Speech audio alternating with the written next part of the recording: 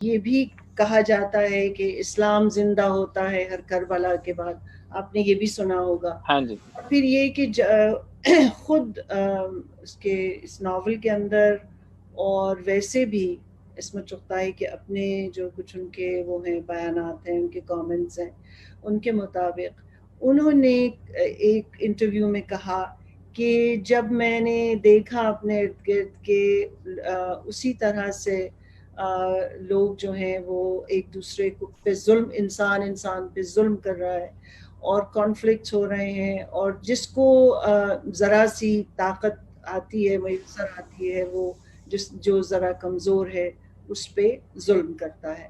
سو یہ جو ایک طرح سے ایک اینتھم بن گیا فار دی اپریسڈ، اور ایک طرح سے اس کا اگزامپل جو ہے وہ ہم ہمیشہ دیتے ہیں کہ جب اس طرح کی کوئی بات ہوتی ہے، اور خاص طور پہ جب کوئی ایسی پاور ہے، حکومت ہے، پاور ہے جو کہ اپنی رعایا پر اور اپنے لوگوں پر ظلم ڈھا رہی ہے.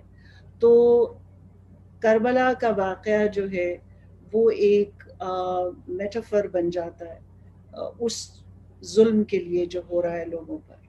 تو یقیناً ایسا ہے، بلکہ میں ایک آپ کو بہت ہی مختصر سا پیراگراف پڑھ کے سناؤں گی. ابھی ریسنٹلی حال ہی میں کتاب کا ریویو ہوا ہندوستان میں، جن کا نام سیدہ حمید ہے، اور وہ بہت ہی اپنے اس وقت بھی اور پہلے بھی گورنمنٹ میں بھی انہوں نے بہت کام کیا، پلاننگ کمیشن میں بھی، اور ویمنز رائٹس ایکٹیوسٹ ہیں، اسکالر ہیں، رائٹر ہیں.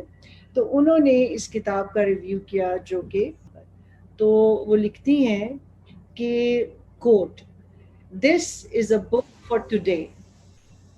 When we stand up for the thousands of Navlakhas, Bhardwajas, Varvaras, and yes, the George Floyds across the globe, it is the story of Karbala as told by Chughtai that gives us courage to keep resisting."